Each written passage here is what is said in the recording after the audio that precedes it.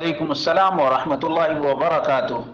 اللہ رب العالمین جزائے خیر عطا فرمائے اور خیر و عافیت میں رکھے، اور اسلام کی نعمت کو ہمیشہ یاد کرنے کی اور اس نعمت کا شکر ادا کرنے کی توفیق عطا فرمائے کہ اللہ رب العالمین نے مسلم بنایا ہے اور صحیح عقیدہ اور باطل عقائد کے درمیان فرق کرنے کی توفیق عطا فرمائی ہے۔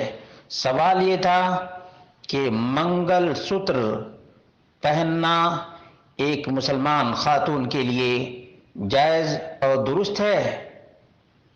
اس کا جواب یہ ہے کہ اللہ رب العالمین نے فرمایا وَمَن يَتَوَلَّهُم مِّنكُمْ فَإِنَّهُ مِنْهُمْ إِنَّ اللَّهَ لَا يَهْدِي الْقَوْمَ الظَّالِمِينَ۔ اور جو بھی ان میں سے کسی سے دوستی کرے وہ یقیناً انہی میں سے ہے۔ ظالموں کو اللہ تعالی ہرگز ہدایت نہیں دیتا ہے، یا ظالموں کو اللہ رب العالمین ہرگز راہ راست نہیں دکھاتا ہے۔ معلوم یہ ہوا کہ مسلمان مرد یا مسلمان خواتین کو کفار اور اغیار کے کلچر کو نہیں اپنانا چاہیے، اور رسول مکرم صلی اللہ علیہ وسلم نے فرمایا من تشبہ بقوم فہو منہم، جس نے بھی کسی بھی قوم کی مشابہت اختیار کی وہ انہی میں سے ہے۔ سنن ابو داؤد کی حدیث ہے۔ معلوم یہ ہوا کہ منگل سوتر خاص ہندو عورتوں کا زیور ہے، اور ان کا عقیدہ ہے کہ جب تک یہ گلے میں ہے سہاگ باقی ہے، رشتے زوجیت باقی ہے۔ جیسے ہی اس کو اتار دیا رشتہ ٹوٹ گیا، یا رشتے زوجیت میں کوئی رخنا پڑ جائے گا، تو یہ کافرہ عورتوں کا عقیدہ ہے۔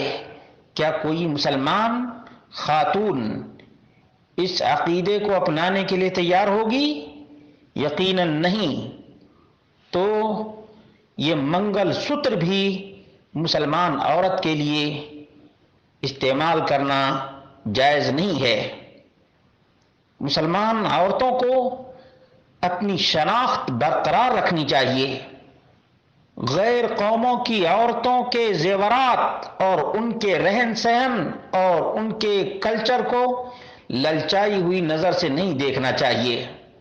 یہ بڑا المیہ ہے کہ ایک مسلمان خاتون غیر قوموں کی عورتوں کی مشابہت اختیار کرے۔ یقیناً یہ ایمان کی کمزوری کی وجہ سے ہے، اسلامی اقدار پہ عدم یقین کا نتیجہ ہے، ورنہ ایک مسلمان عورت اپنے دین کے لیے، اپنے دینی کلچر کے لیے قربان ہوتی ہے، دوسروں کو اسلام کا پیغام سناتی ہے، نہ کہ دوسروں کے عقائد اور ان کے طور طریقے کو اپنائے۔ یہ بہت بڑی آزمائش کی گھڑی ہوتی ہے۔ مسلمان خواتین کو چاہیے کہ غیر قوموں کی مشابہت سے بچے، ورنہ انجام کہیں ایسا نہ ہو کہ ان لوگوں کے ساتھ ہو جائے۔ الامان والحفیظ۔ بس اللہ رب العالمین ہماری ماں اور بہنوں کو سمجھ عطا فرمائے، ہر چیز کو للچائی نگاہ سے نہیں دیکھنا چاہیے، بلکہ نہایت ہی غور و فکر اور تدبر سے کام لینا چاہیے۔